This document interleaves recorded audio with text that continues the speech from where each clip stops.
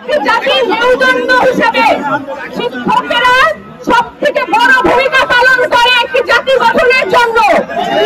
সম্মানীয় শিক্ষকদেরকে এই ন্যূনতম অধিকার, বাসস্থানের অধিকার আদায়ের জন্য, বারবার বাসস্থানের ভাতা বাড়ানোর জন্য, মেডিকেল সেবা বাড়ানোর জন্য রাস্তায় এসে আন্দোলন করতে হয়, অবস্থান কর্মসূচি করতে হয়।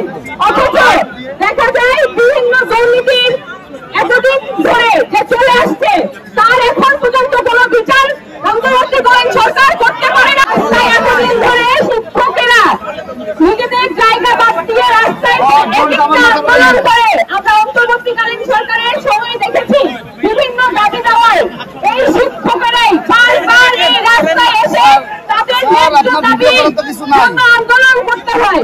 এই দেশে আমাদের সব থেকে সম্মানীয় অবস্থানে থাকার কথা শিক্ষকদের। কোন সংস্কার অন্তর্বর্তীকালীন সরকার করতে পারে নাই, কিন্তু দেখা যায় শিক্ষকদের সহ শিক্ষা ব্যবস্থার বিভিন্ন ন্যায্য দাবিতে বারবার এই আন্দোলন করতে হয়, সংগ্রাম করতে হয়। আমরা এর আগে দেখেছি শাহবাগ সহ এই প্রেস ক্লাবের বিভিন্ন জায়গায় শিক্ষকেরা আসে বিভিন্ন হেনস্থার শিকার হইতে হয়। তীব্র প্রতিবাদ জানাই এবং শিক্ষকদের বিভিন্ন ন্যায্য দাবিতে আমরা অবস্থান কর্মসূচিতে 100% একত্রতা প্রকাশ করছি এবং আমরা দেশের সকল মানুষের ন্যায্য দাবির ক্ষেত্রে পাশে থাকবো। আপনারা আমাদের পাশে থাকবেন।